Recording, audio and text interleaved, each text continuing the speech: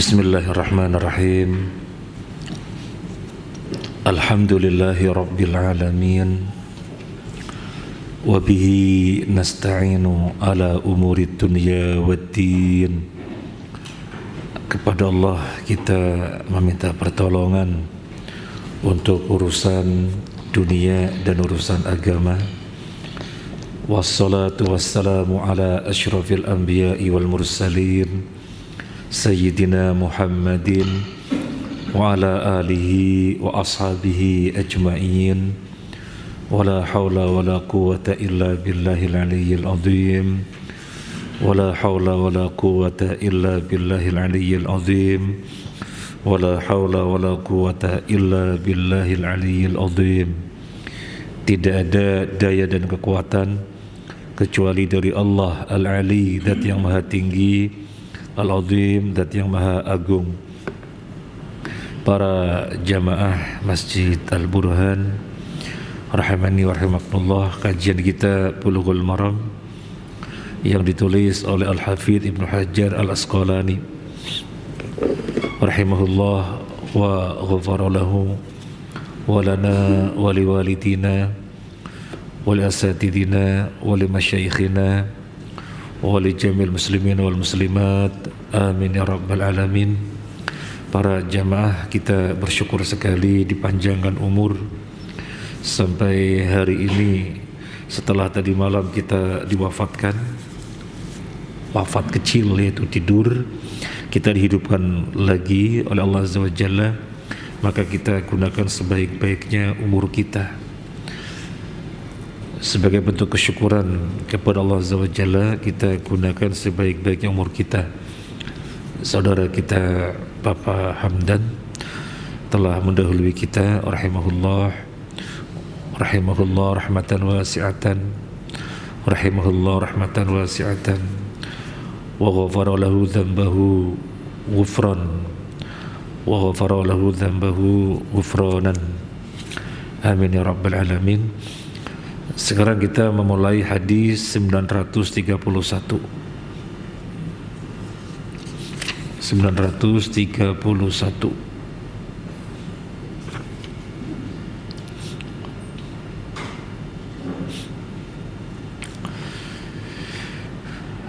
dari Ibnu Abbas radhiyallahu an,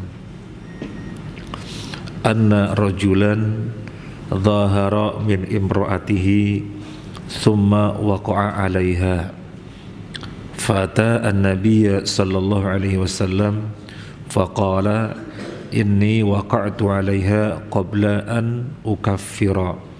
Qala fala taqrabha hatta taf'ala ma amarakallahu bihi.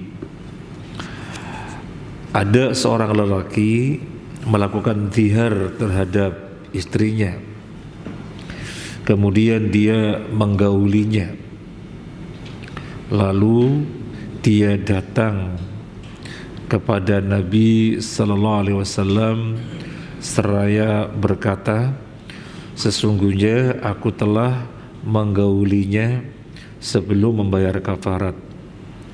Beliau menjawab, janganlah kamu mendekatinya sehingga kamu melaksanakan apa yang Allah perintahkan.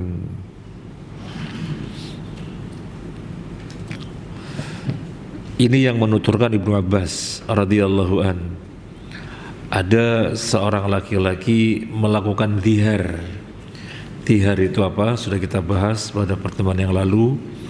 Zihar adalah mengharamkan diri dari menggauli istrinya. Disebut zihar kenapa?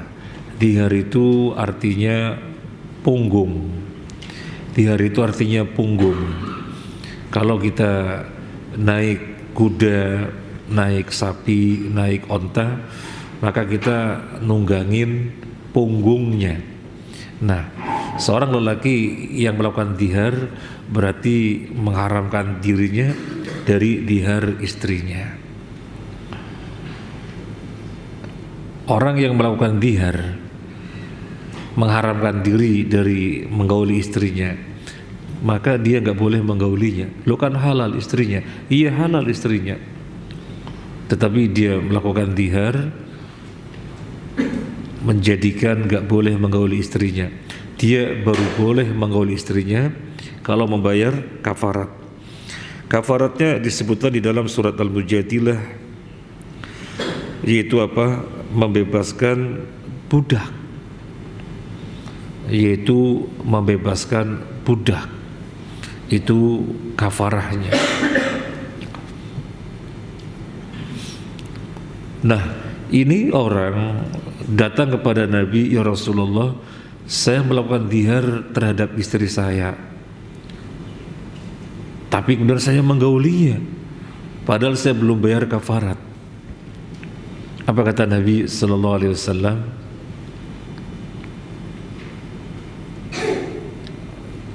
Jangan kamu dekati dia hingga kamu melakukan apa yang diperintahkan oleh Allah terlebih dahulu. Artinya apa? Orang yang dihar haram baginya mendekati istrinya hingga bayar kafarat dulu, baru boleh. Kalau belum bayar kafarat maka tidak boleh. Baik, sekarang kita bacakan syarahnya dari kitab Tawdihul Ahkam yang ditulis oleh Syekh Abdullah Al-Bassam hafizahullah wa ghafara lahu wa lana wa liwalidina wa li asatidina wa li masyayikhina wa li jamil muslimina wal muslimat amin ya rabbal alamin. Yang pertama, taqaddama anna dhihar ma'nahu tahrimu wad'iz zawjah wa dhalika bitashbihiha biman yuhramu alaihi wad'uhu min maharimihi hatta dhukur minhum wa man ghairuhum. Sudah berlalu tentang dihar, yaitu seorang suami yang mengharamkan diri dari menggauli istrinya dengan ucapan punggungmu seperti punggung ibuku, atau menyamakan punggungnya istri dengan punggungnya siapapun yang merupakan mahramnya. Yang dikehendaki adalah mengharamkan diri dari menggaulinya. Bagaimana menggauli ibu? Kan haram. Bagaimana menggauli adik perempuan? Kan haram. Bagaimana menggauli bibi? Kan haram. Yang dikehendaki adalah dia mengharamkan diri dari istrinya. Orang Arab biasa menggunakan ungkapan punggungmu seperti punggung ibuku. Yang dikehendaki mengharamkan diri dari menggaulinya. Yang kedua, idza dhahara harum alaihi wat'uz zawjah al-mudhahhar minha hatta yukaffira an diharihi wa dzalika bi ijma'il ulama. Orang yang telah melakukan dihar haram baginya untuk menggauli istrinya yang didihar itu hingga dia membayar kafarat. Dan ini berdasarkan ijma' ulama. Ijma' itu apa? Ijma' itu kesepakatan. Maksudnya gimana? Perkara syariat yang tidak ada ulama yang menyelisihinya. Perkara syariat yang semua ulama bersepakat. Kenapa? Karena urusannya gamblang. Urusannya gamblang. Salat sehari semalam 5 waktu, perkara yang gamblang. Puasa Ramadan wajib, perkara yang gamblang. Haji ke Baitullah bagi yang mampu, perkara yang gamblang. Jadi perkara yang gamblang, maka seluruh ulama berijma' bersepakat, tidak ada satupun yang menyelisihinya. Sehingga para jamaah, kalau ada orang menyelisih ijma' maka langsung dikatakan sesat. Kalau ada orang menyelisih ijma' maka dikatakan langsung dia itu sesat.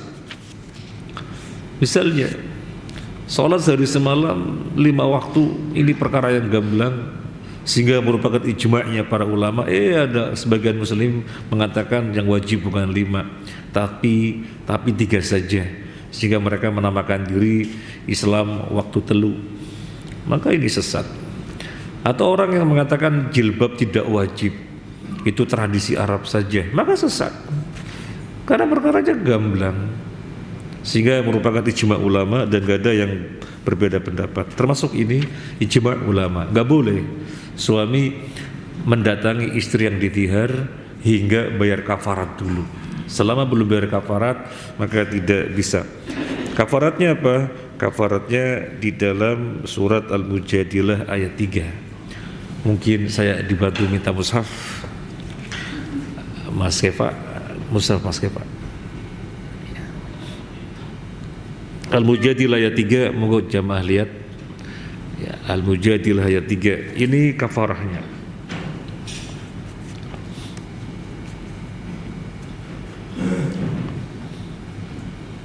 Jazakallah.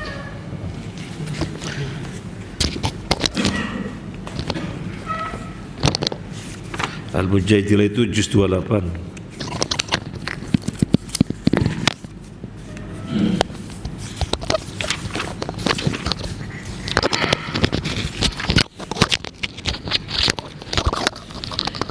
Kita bacakan ayatnya, ayat ketiga. Walladzina yudhahiruna min nisa'ihim thumma ya'uduna lima qalu fatahriru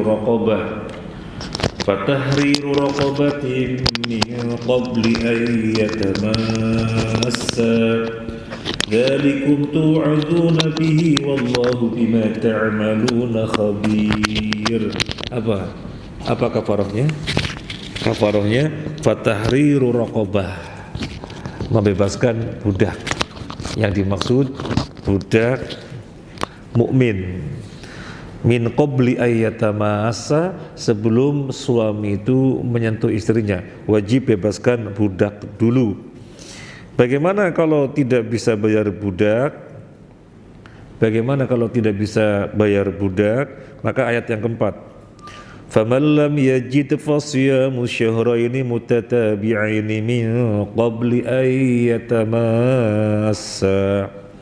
Barang siapa yang tidak sanggup atau tidak bisa membebaskan budak, maka berpuasa 2 bulan berturut-turut. Min qabli ayyatamasa, sebelum dia menyentuhnya. Jadi puasa 2 bulan berturut-turut dulu baru menyentuh. Tidak boleh lagi berpuasa belum tuntas 2 bulan berturut-turut kemudian menggaulinya, gak boleh. Baru menggauli setelah tuntas puasa 2 bulan berturut-turut.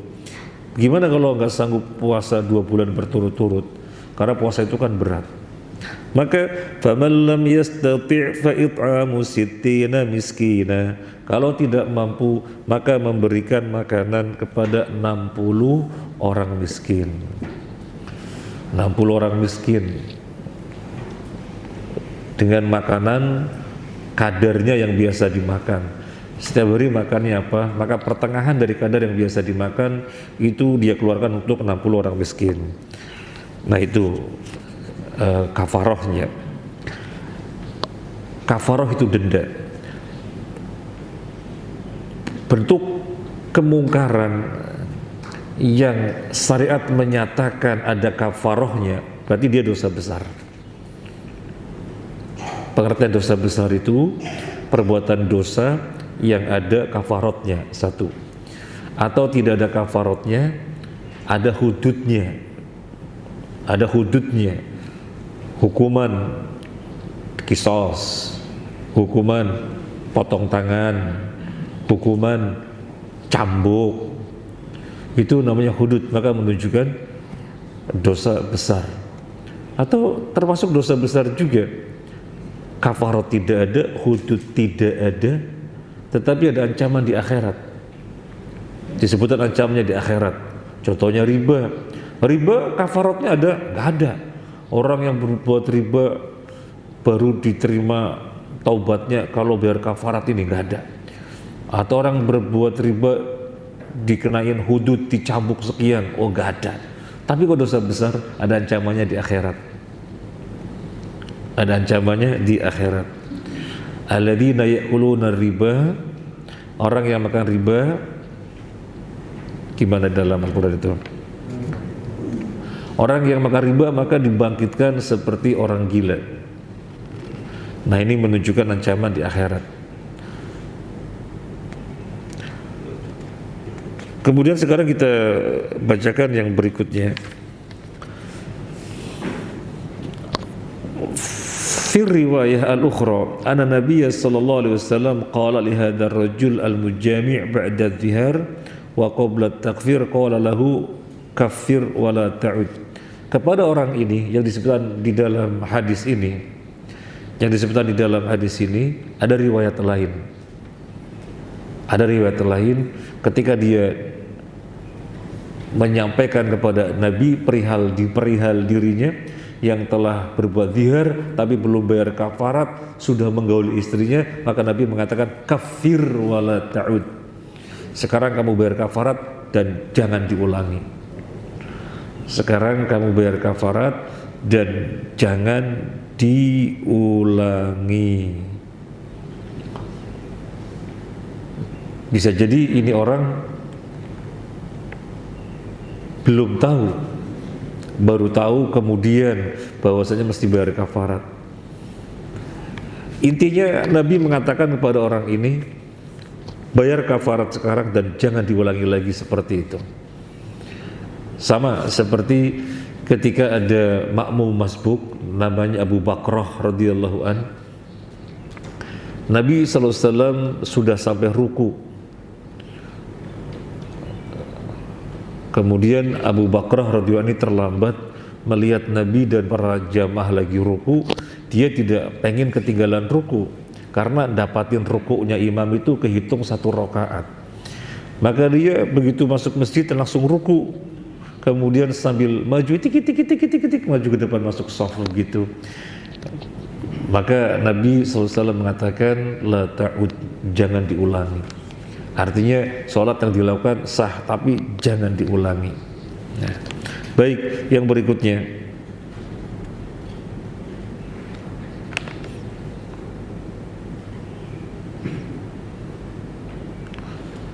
an-nassu warada fi sighati dhihar annahu tashbihu az-zawjah bil wal baqi'ul hiqa bihi bil qiyas wa mulahadzatul ma'na. Kalau dalam nasnya, di dalam dalilnya, pembahasan zihar itu menyerupakan istri dengan ibunya. Itu di dalam nas. Pembahasan zihar itu penyerupaan istri dengan ibunya. Loh, gimana kalau seorang suami menyerupakannya bukan dengan ibunya? Punggungmu mirip punggung adik perempuanku. Apa kemudian tidak jatuh hukum? Sama saja jatuh hukum. Artinya meskipun nas menyebutkan penyerupaan dengan ibu, maka maknanya dengan selain ibu pun haram. Dengan selain ibu adalah haram. Intinya dia mengharamkan diri dari istrinya. Meskipun zihar yang dilakukan tidak menyamakan punggung istri dengan ibu, tapi punggung istri dengan adik, punggung istri dengan bibi yang tadi sudah kita sebutkan.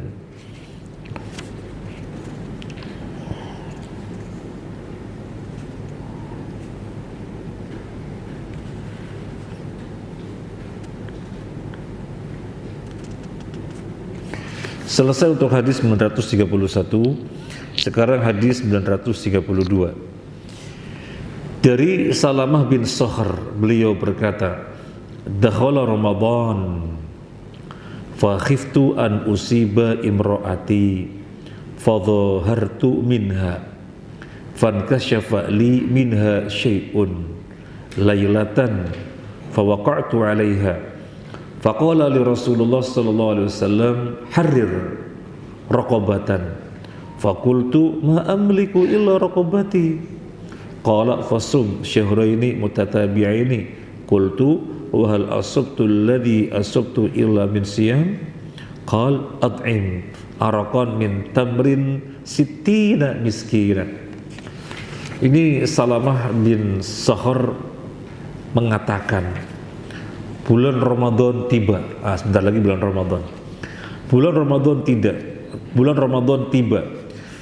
Aku khawatir tidak bisa menahan diri dari istriku, maka aku melakukan zihar. Daripada aku nggak kuat untuk menggauli istri, tak zihar saja. Harapannya dengan zihar bisa lebih tahan, tidak sampai menggauli istrinya.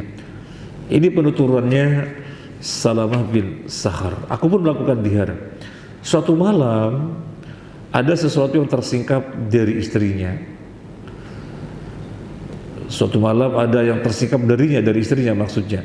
Maka aku pun menggaulinya. Lalu Rasulullah SAW bersabda kepadaku, bebaskanlah seorang hamba sahaya. Raqabah artinya hamba sahaya, artinya budak. Kemudian aku menjawab, aku nggak punya budak ya Rasulullah. Kalau raqabah ini saya punya. Karena raqabah artinya budak, arti yang sesungguhnya adalah leher.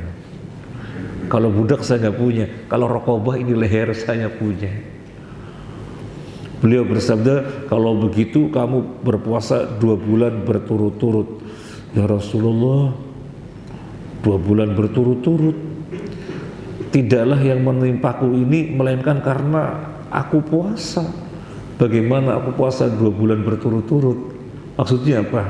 Ya Rasulullah, kafaratnya 2 bulan berturut-turut. Uang puasa Ramadan 1 bulan saja saya nggak kuat, jebol kok. Gimana kemudian 2 bulan berturut-turut? Apa kata Nabi SAW? Kalau begitu berilah makanan 1 arak kurma kepada 60 orang miskin. Baik, jadi ini kisah tentang Salamah bin Sakhar. Kita bacakan beberapa faedah yang bisa kita ambil dari hadis ini. Al-awwal, yang pertama, adh-dhiharu haram wa hadha ar-rajul alladhi dhahara imma ayakuna lam yablughu at-tahrim aw annahu yara anna al-wad'a fi ramadan ashadda hurmatan min adh-dhihar fa hassana nafsuhu bidhihar anil jima'. Dhihar hukumnya haram. Dhihar hukumnya haram. Lelaki yang disebutkan di dalam hadis ini yaitu Salamah bin Sakhar, dia melakukan dhihar kemungkinannya 2. Kenapa dia melakukan dhihar? Kemungkinannya 2. Yang pertama, dia nggak tahu kalau dhihar itu haram. Ini kemungkinan yang pertama. Dia nggak tahu kalau dhihar itu haram. Kemungkinan yang kedua, urusan menggauli istri di bulan Ramadan itu perkaranya berat daripada dhihar. Menggauli istri di bulan Ramadan kemungkaran, dhihar juga kemungkaran. Nah, yang lebih berat yang pertama. Gimana nggak menggauli istri di bulan Ramadan? Ini berat. Wis, biar aku selamat, jangan sampai menggauli istri di bulan Ramadan, aku tak dhihar saja. Ini kemungkinan yang kedua. Jadi dengan dhihar menyatakan dirinya nggak akan menggauli istrinya, dengan mengatakan mama, punggungmu seperti punggung ibuku, yang dikehendaki mengharamkan diri. Dia memandang dengan cara ini nanti bisa menjaga diri karena terikat dengan statement tadi. Dia merasa bisa menjaga diri sehingga bulan Ramadan aman, selamat, gak sampai menggauli istrinya. Ini kemungkinannya. Kenapa dia melakukan dhihar? 2 kemungkinan ini. 2 kemungkinan ini. Yang pertama tadi apa? Dia belum tahu kalau dhihar itu haram. Kemungkinan yang kedua apa? Kemungkinan yang kedua, bahaya kalau bulan Ramadan sampai menyentuh istrinya. Wah, ini perkaranya berat. Dhihar juga kemungkaran, iya, tapi lebih ringan. Wis tak dhihar saja, biar tidak sampai menggauli istri. Baik, yang kedua, al-qasdu annahu dhahara thumma jama'a fawaqa'a fi dhanbaini adhimaini faja'a ila Nabi sallallahu alaihi wasallam liyajida indahu hilla muskilatihi. Dari hadis ini kita memahami bahwasanya seorang sahabat ini, Salamah bin Sakhar, dia melakukan dhihar kemudian menggauli istrinya. Maka dia terjerumus ke dalam berapa dosa? 2 dosa. dia melakukan zihar kemudian setelah melakukan zihar menggauli istrinya, maka dua dosa. Dosa yang pertama zihar, dosa yang kedua menggauli istri di bulan Ramadan. Maka dia merasa berat sehingga datang kepada Nabi meminta solusi. Karena merasa berat, dia sadar dirinya berbuat dosa besar zihar dan dosa besar menggauli istri di bulan Ramadan. Yang dimaksud menggauli di siang hari ya. Kalau di malam hari kan nggak apa-apa. Yang dimaksud menggauli di siang hari, karena dia merasa berat dengan berbuat dosa besar, dua dosa besar ini. Dia datang kepada Nabi untuk mendapatkan solusinya. Sebelum kita lanjut, seyogianya orang muslim ini seperti ini. Kalau terjerumus ke dalam dosa harus merasa dirinya berat, yang menunjukkan makna penyesalan, sehingga kemudian dilanjutkan dengan taubat. Harus, apalagi nyata-nyata berbuat dosa. Ada sesuatu yang kita merasakan gak pas, ada sesuatu yang kita merasakan gak pas, itu juga kita mesti tidak nyaman, harus tidak nyaman. Ada sesuatu yang kita terjerumus terjadi pada hal yang tidak pas dan kita belum tahu apa ya, itu kita harus tidak nyaman. Apalagi jelas-jelas terjerumus dalam dosa. Ini penjelasan Syekh Utsaimin ketika menjelaskan fenomena yang terjadi pada Nabi. Nabi sholat zuhur atau asar, yang jelas kalau dengan zuhur asar 2 rakaat kemudian salam, assalamualaikum warahmatullah, assalamualaikum warahmatullah. Padahal mestinya berapa rakaat? 4, tapi baru 2 rakaat Nabi salam, dan Nabi sudah membalikkan badan menghadap jamaah dengan menyilang-nyilangkan jari jemari seperti ini. Ibu-ibu kelihatan apa? Kelihatan ya. Jadi dengan nyilang-nyilangkan jari jemari seperti ini dan tampak marah.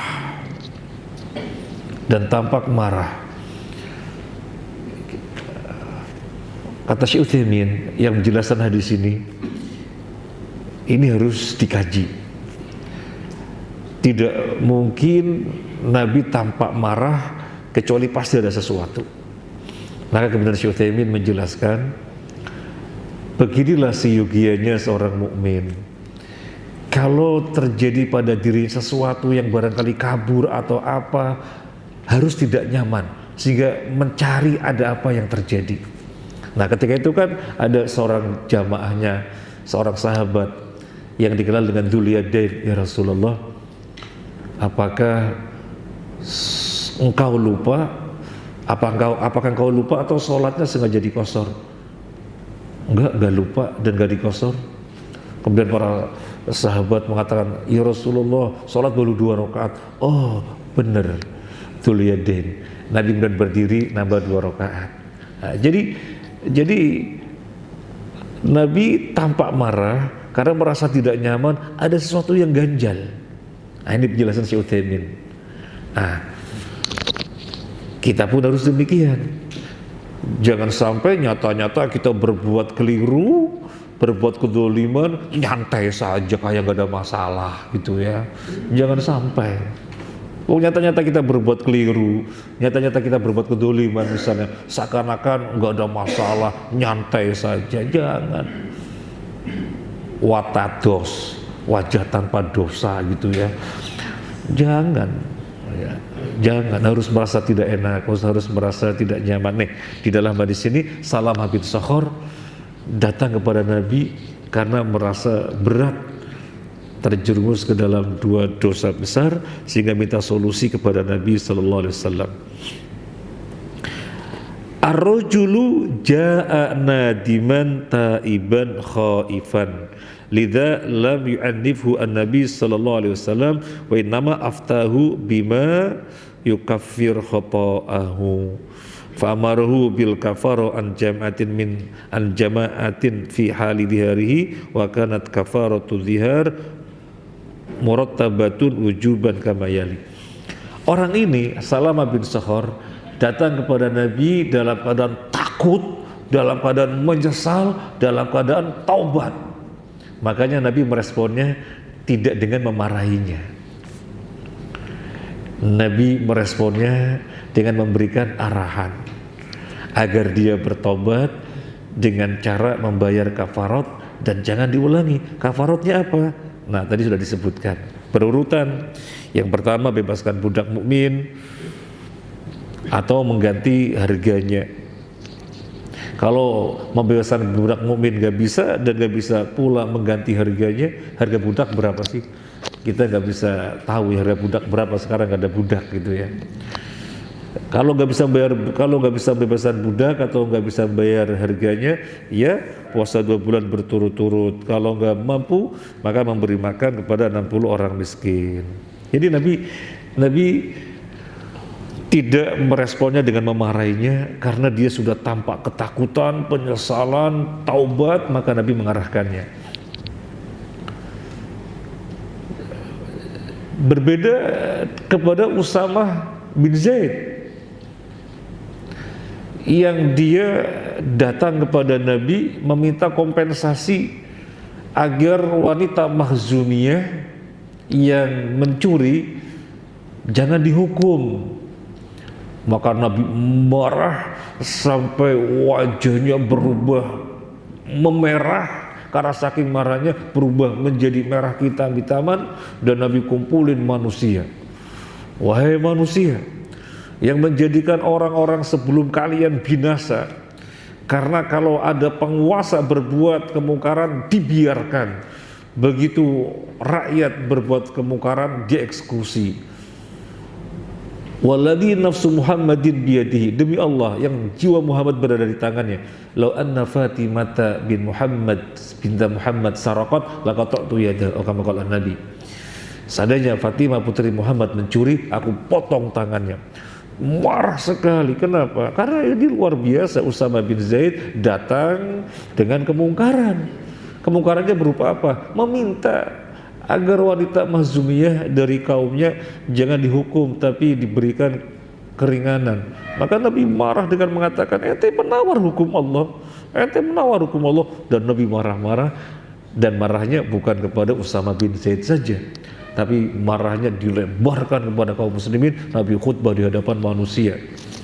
Jadi Nabi itu proporsional ketika menghadapi anak didiknya. Nah, bahasanya guru dengan murid kan, guru menghadapi anak didik. Nabi proporsional, tidak mensikapi dengan sikap yang sama, tergantung kesalahan, tergantung keadaan. Maka demikian pula kita dengan anak-anak kita, putra-putri kita yang berbuat salah, jangan meresponnya, jangan mensikapinya dengan sikap yang sama. Salah kadarnya apapun mesti marah-marah, jangan. Ada kalanya marah besar, marah kecil, ada kalanya membiarkan, ada kalanya mendiamkan. Yang jelas proporsional. Pernah Nabi diam? Pernah. Tetapi yang berbuat kemungkaran sadar, wah Nabi diam saja, berarti ini keliru. Terjadi pada siapa? Aisyah radhiyallahu anha. Ketika itu Nabi masuk rumah, ada tirai bergambar makhluk, maka Nabi masuk dan Nabi diam saja, nggak ngomong apa-apa, diam saja. Aisyah paham, wah Nabi marah, berarti saya keliru. Nah, jadi nggak usah ngomong. Ada kalanya nggak usah ngomong tapi sudah bisa dipahami, tergantung kadar kesalahannya. Nah, yang berikutnya,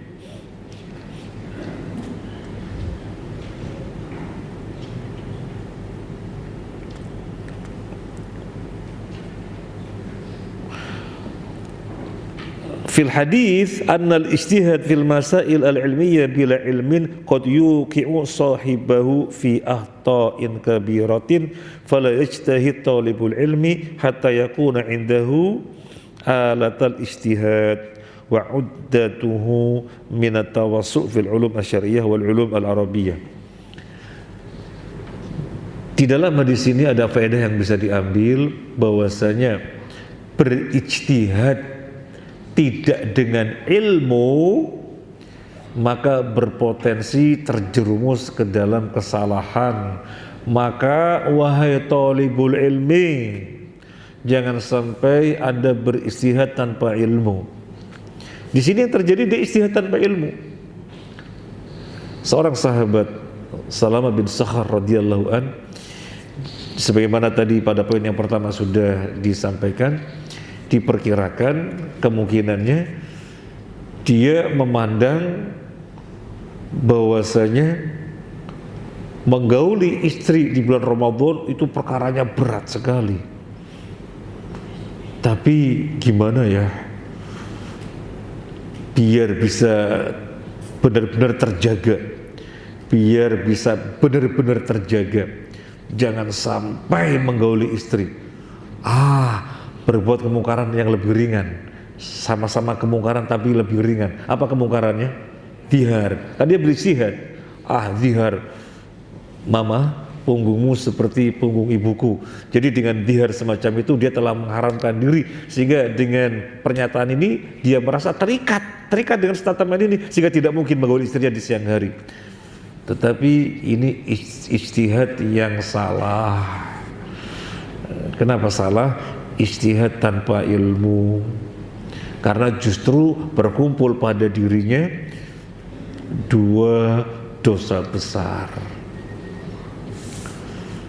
Memang bisa terjadi toh suami gak bisa menahan diri dari istrinya di siang Ramadan, ya sangat bisa terjadi, apalagi seorang suami apa istilahnya yang libidonya besar, sudah istrinya cuma satu, kasihan itu, maka gak bisa menahan diri. Ini bisa bahaya. Nah, suami yang keadaannya seperti ini sebaiknya siang-siang Ramadan jangan di rumah.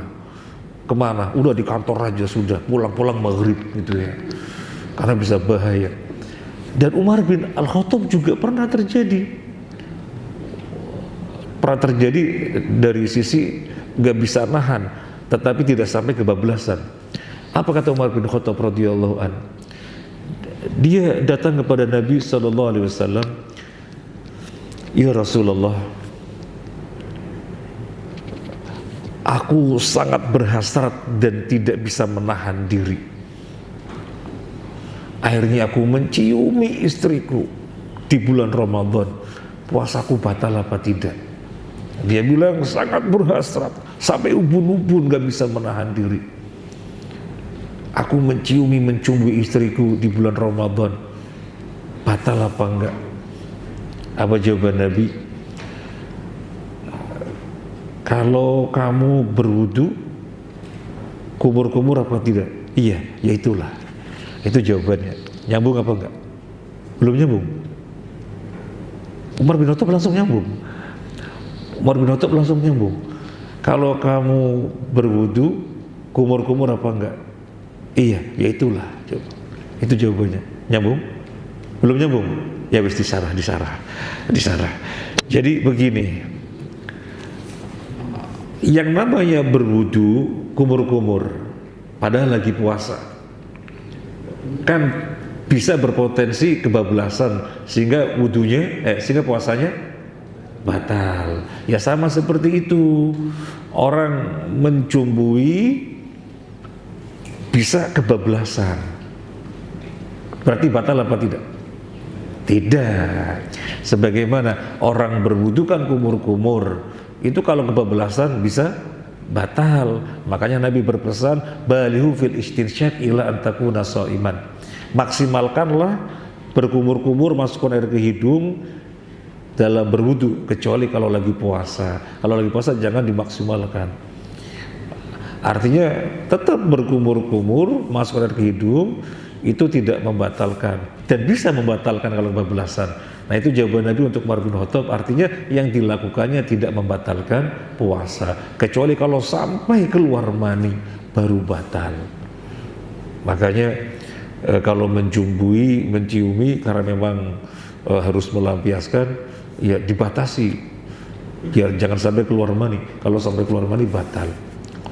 Bukan, mohon maaf, bukan pertemuan dua kemaluan. Kalau pertemuan dua kemaluan puasa 2 bulan berturut-turut seperti yang dimaksud di sini, bukan. Tetapi keluar mani itu batal.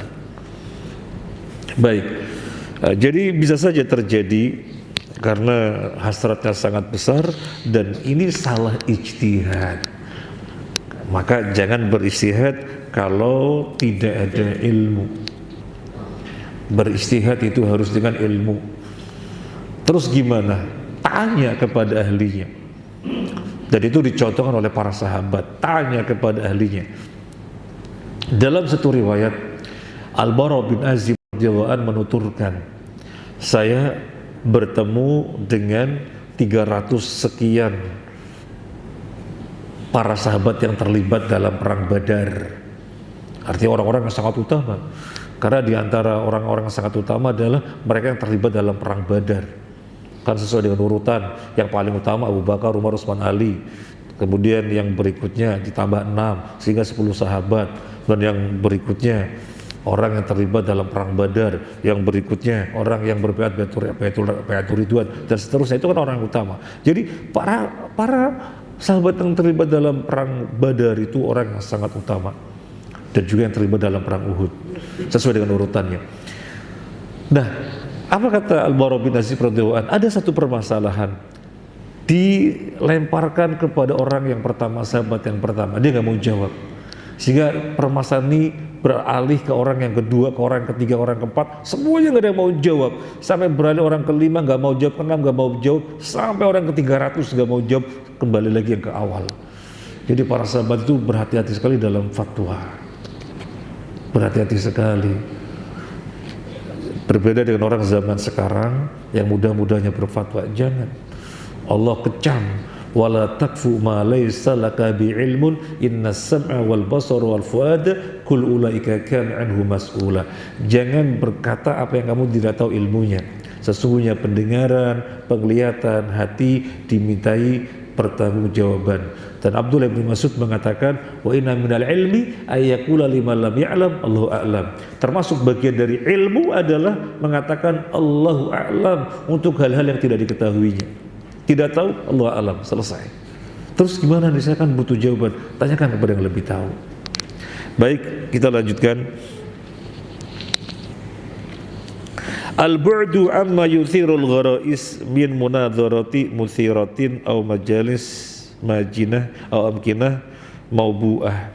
Yang keenam intinya adalah menghindarkan diri dari perkara-perkara yang bisa menjerumuskan diri. Dalam hal ini kan dia terjerumus padahal sudah mengantisipasi dengan apa? Dengan dihar.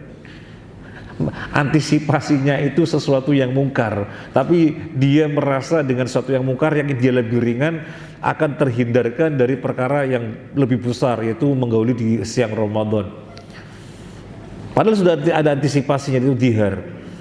Karena dia tidak menjauhkan diri, ya terjadi juga. Karena dia melihat istrinya tersingkapnya, sudah nggak kuat. Nah, maka di sini disebutkan ada faedah menghindarkan diri agar jangan sampai terjerumus. Menghindarkan diri agar jangan sampai dirinya terjerumus. Makanya tadi kita bilang apa? Kalau keadaan seorang lelaki libidonya tinggi, kemudian pelampiasan cuma satu istri saja sehingga sering muncul, udah Ramadan jangan di rumah, pulang-pulang kapan? Malam gitu, pulang-pulang malam maghrib. Dan kalau bisa, kita juga sering sampaikan, jangan nikah di bulan Ramadan, berat itu nikah di bulan Ramadan. Yang lalu mau ada tuh ikhwan nikah di bulan Ramadan, saya bilang jangan dah, setelah Ramadan, jangan Ramadan. Bisa, antum jangan bilang bisa, ini lo gak bisa salam habis sohor. Jangan gitu ya. Karena wanita itu jangankan lenggak-lenggoknya, ngomongnya saja loh lelaki bisa pingsan. Wanita ngomong lelaki bisa pingsan gitu ya. Jadi jangan di Ramadan, bahaya. Ya. Bukan nggak boleh. Silahkan nikah di Ramadan, bukan nggak boleh. Nanti dikiranya nggak boleh. Boleh, tapi temanya adalah menghindarkan diri dari perkara yang bisa menjerumuskan.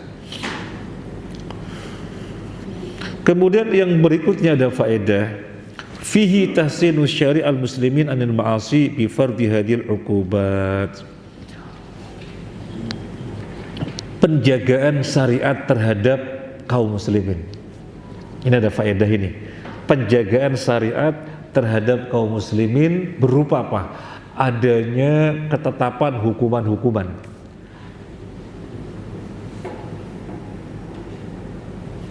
Berbuat suami istri di siang hari Ramadan, puasa 2 bulan berturut-turut, atau yang pertama urutannya bebaskan budak, puasa 2 bulan berturut-turut, beri 60 makanan kepada orang miskin. Ini penetapan syariat yang sifatnya hukuman. Tujuannya apa? Menjaga kaum muslimin. Dengan mengetahui ada ketetapan hukuman semacam itu, maka berhati-hati. Dan itu hikmah ditetapkannya hukuman-hukuman. Membunuh, dibunuh, qisas. Mencuri, potong tangan. Berzina, rajam atau cambuk. Minum khamr, cambuk, dan seterusnya. Jadi penetapan hukuman semacam ini justru agar menjaga kaum muslimin, agar menjaga manusia sehingga terjaga kemaslahatannya, karena takut melihat hukumannya sedemikian rupa. Makanya kan Allah berfirman, walakum fil qisasi hayatu ya ulil albab. Dan bagi kalian di dalam qisas ada kehidupan, wahai orang-orang yang berakal. Kita gimana memahaminya? Di dalam qisas ada kehidupan. Gimana sih di dalam qisas ada kehidupan? Yang namanya di qisas berarti kan mati. Yang namanya di qisas kan mati. Tetapi firman Allah, walakum fil qisasi hayatu ya ulil albab. Dan bagi kalian di dalam qisas ada kehidupan. Maksudnya orang yang membunuh dibunuh, menjadikan orang yang lain jerah. Membunuh dibunuh, sehingga menjadikan orang lain berpikir ketika terjadi permasalahan, emosi, jengkel atau apa, untuk sampai pada tindakan membunuh, mikir-mikir, wah nanti saya dibunuh. Akhirnya nggak ada pembunuhan. Kalau nggak ada pembunuhan, yang ada adalah kehidupan. Maka Allah berfirman, dan bagi kalian di dalam qisas ada kehidupan. Yang salah kaprah kan cara pandang mereka, Islam itu kejam. Orang kok dihukum bunuh. Lah dia melihatnya di satu sisi dia dibunuh, dia nggak melihat sisi orang yang dibunuh, gimana keluarganya, gimana anak-anaknya kalau punya anak, gimana istrinya. Dia tidak melihat orang yang dibunuh, dia melihatnya semata-mata orang yang mau dibunuh dihukum dikejam, hukuman kok dibunuh. Cuma satu sisi pandangannya, dia tidak melihat keluarga yang dibunuh, dan dia tidak melihat apa dampaknya ketika qisas diterapkan. Dampaknya adalah adanya kehidupan karena orang takut untuk membunuh. Sekarang coba dilihat di Saudi yang hukum Islam ini diterapkan, kalau ada pembunuhan seantero jagat tahu semuanya. Ya minimal satu negara Saudi tahu semuanya. Kok bisa ya ada pembunuhan satu negara tahu semuanya? Kenapa? Saking tidak adanya pembunuhan, saking tidak dijumpai pembunuhan. Begitu ada pembunuhan, satu negara tahu semuanya. Pelaksanaan qisas, wah berarti ada pembunuhan, sehingga saat seluruh rakyat tahu semuanya, terjadinya eksekusi qisas atas suatu pembunuhan, tahu semuanya. Karena apa? Saking tidak ada pembunuhan. Lah misalnya di negara yang syarat Islam tidak diterapkan, sering terjadi pembunuhan. Tetapi kita nggak pernah tahu. Kita lo tahu kalau nonton televisi, apa itu acara apa gitu, tersingkap pembunuhan di sini, acara apa ya, ada nama-nama acara di televisi, pembunuhan di sini. Kita baru tahu kalau nonton televisi. Kalau tidak nonton kita nggak tahu berita, atau kalau kita tidak lihat berita nggak tahu informasi. Di Saudi begitu ada pembunuhan semuanya tahu karena saking tidak adanya pembunuhan. Di negara-negara yang pembunuhan itu biasa terjadi, seakan-akan sesuatu yang biasa. Ya pembunuhan ya biasa. Nah, jadi syariat Islam dengan menetapkan hukuman-hukuman justru itu untuk menjaga umatnya agar jangan sampai berbuat dan kemudian mereka menjadi takut ketika ada hukumannya sedemikian rupa. Kemudian wa fihi rahmatullahi ta'ala bi'ibadihil muslimin haitsu hayya lahum hadhil kafarat allati tamhu dzunubahum. Di sini ada faedah yang berupa besarnya rahmat Allah. Mana faedah ini didapatkan? Dari hadis yang tadi kita bahas. Dari hadis yang tadi kita bahas ada faedah besar bahwa rahmat Allah sangat besar. Mana rahmat Allah berupa apa? Rahmat Allah berupa apa? Dengan orang dihukum, maka urusannya dia diselesaikan di dunia, tidak sampai di akhirat. Karena di akhirat perkaranya lebih besar. Karena di akhirat perkaranya lebih besar. Maka hukuman-hukuman itu menjadikan si pelaku selesai urusannya ketika masih di dunia, maka di akhiratnya aman karena sudah selesai. Makanya coba lihat wanita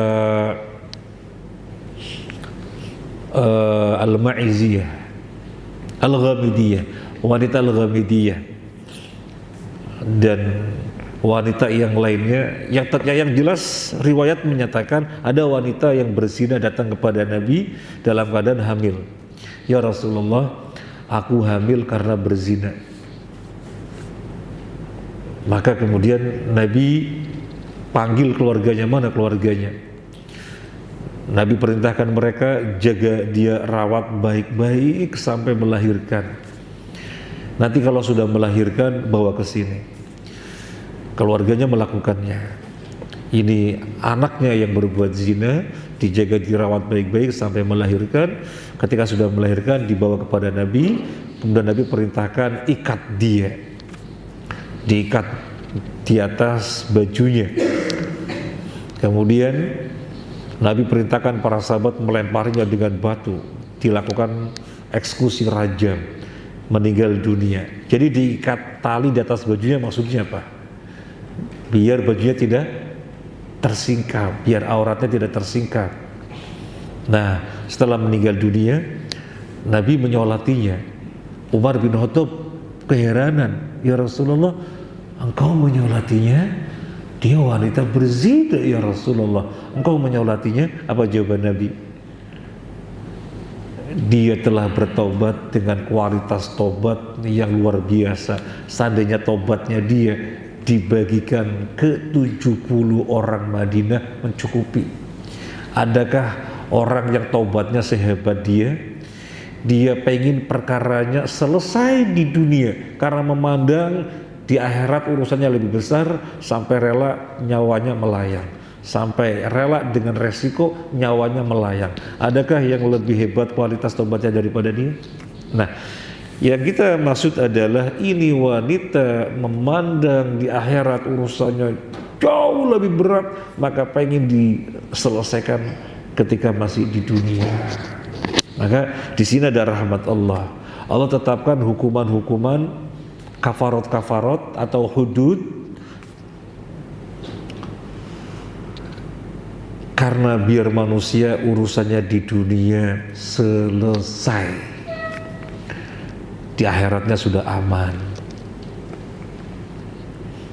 Kalau misalnya begini para jamaah rahimakumullah, ada orang berzina, mana yang lebih baik? Cukup antara dirinya dengan Allah, tobat, gak ada yang tahu, dirinya dengan Allah saja, apa datang ke hakim sebagaimana wanita tadi datang kepada Nabi meminta dihukum, minta dieksekusi? Mana yang lebih baik? Pak Hakim, saya telah berzina, tolong hukum saya Pak Hakim, dirajam mati. Atau kalau dia belum berkeluarga, dicambuk 100 kali kemudian diasingkan, mungkin di sini ya di Nusa Kambangan atau di mana yang terpencil. Mana yang dipilih? Cukup antara dia dengan Allah bertobat, nggak ada yang tahu, yang penting tobat setobat-tobatnya, atau datang ke hakim biar dieksekusi. Mana yang dipilih? Yang pertama, kedua? Hah? Yang pertama? Kenapa nggak kedua? Yang kedua, kenapa nggak pertama? Syekh Utsaimin rahimahullah menjelaskan tergantung. Bisa jadi yang terbaik pertama. Kalau dia yakin, seyakin-yakinnya, bukan 100%, 1000%, perzinahan tidak akan terjerumus lagi.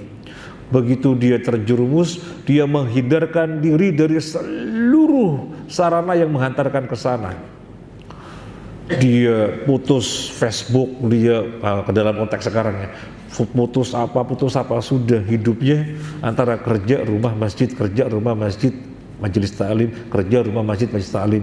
Dia yakin bisa mengkondisikan diri, maka sebaiknya cukup dia dengan Allah, dengan taubat yang dilakukannya. Tapi kalau orang tidak yakin bahwasanya nanti akan terjerumus ke dalam perzinahan lagi, sebaiknya datang ke hakim, minta dieksekusi, biar hidupnya disudahi sehingga tidak terjadi perzinahan lagi. Ini jawaban Syekh Utsaimin rahimahullah ta'ala.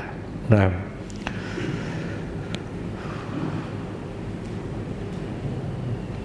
kemudian yang berikutnya,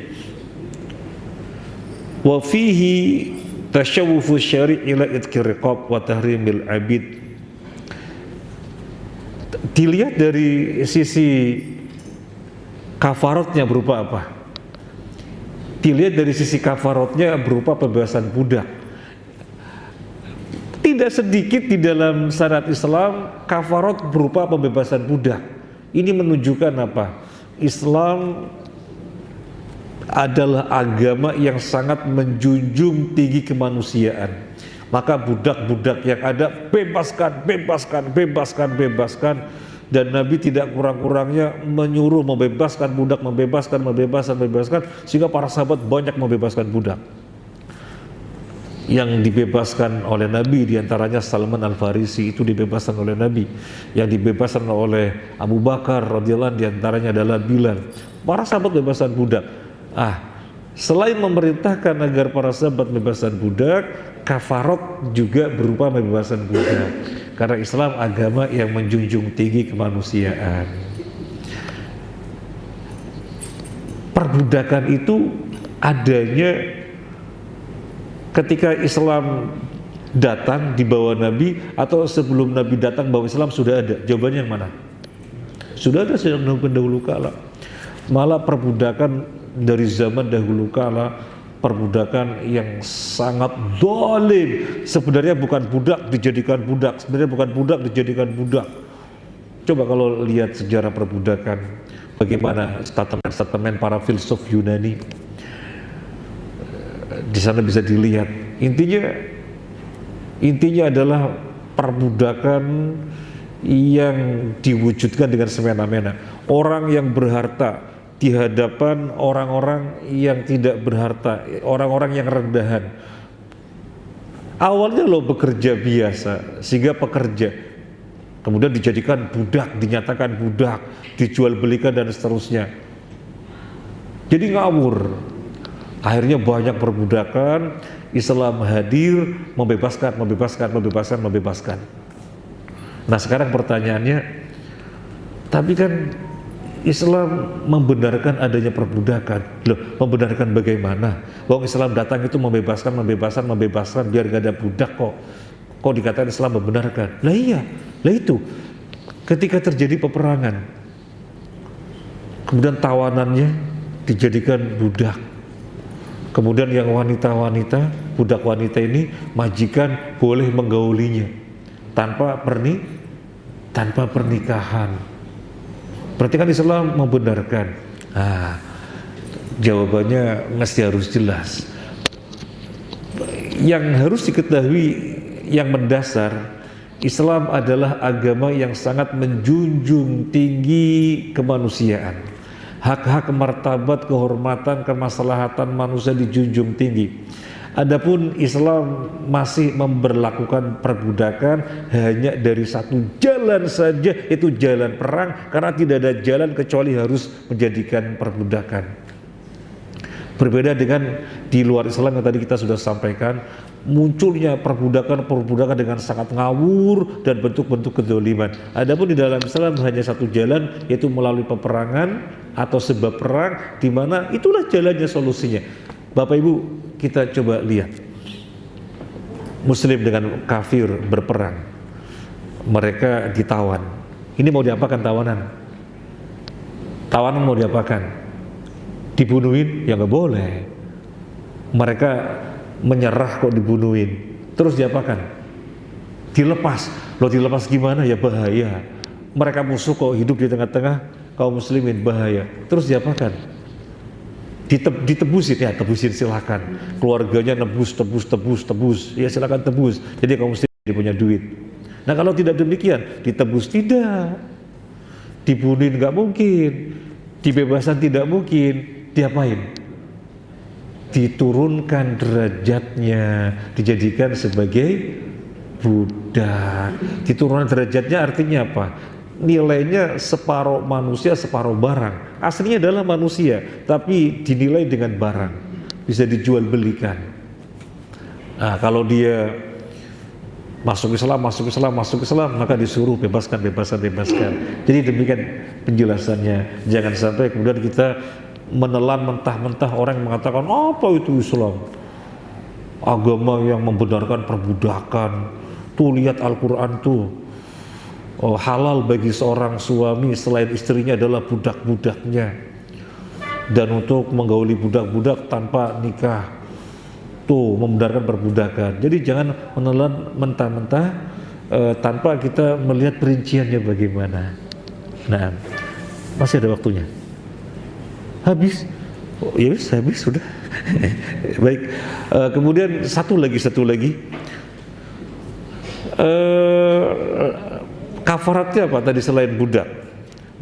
Memberikan makan kepada fakir miskin. Ada lagi kafarat berupa memberikan makan kepada fakir miskin. Kafarat yang apa? Fidyah. Kalau kafarat kan denda gitu ya. Fidyah, wanita yang tidak mampu berpuasa karena menyusui, karena hamil, lelaki yang sepuh karena nggak bisa puasa, maka fidyah diberikan kepada siapa? Fakir miskin. Jadi Islam itu sangat memperhatikan fakir miskin. Nah, waktunya sudah habis, sampai sini dulu. Jadi sampai hadis 932. Okay. Insyaallah kita lanjutkan akan datang bismillah. Ada pertanyaan? Pada waktu Ramadan siang hari bermimpi sampai mengeluarkan air mani, apakah puasanya batal? Ini namanya tidak sengaja. Lagi tidur mimpi keluar mani, kan berarti tidak sengaja. Karena tidak sengaja maka tidak membatalkan puasa. Mandi wajib, lanjut puasanya. Berbeda dengan suami istri yang melakukan cumbu di siang hari, kemudian tidak dibatasin sampai kemudian keluar mani. Gak sampai berhubungan. Kalau berhubungan ya puasa 2 bulan berturut-turut. Gak sampai berhubungan tapi keluar mani, puasanya batal. Tapi kalau tidak sampai maka tidak mengapa. Jadi kalau misalnya istri melihat suaminya jawil-jawil gitu ya, jangan ini Ramadan, nanti suaminya akan bilang nggak apa-apa, gak kebablasan kok gitu ya. Nah, itu tidak mengapa. Ini semoga bermanfaat. Mohon maaf atas hal-hal yang kurang berkenan dari tutur kata dan yang lainnya. Subhanakallahumma wa bihamdika asyhadu an la ilaha illa anta astaghfiruka wa atubu ilaik. Terima kasih atas kebersamaannya. Assalamualaikum warahmatullahi wabarakatuh.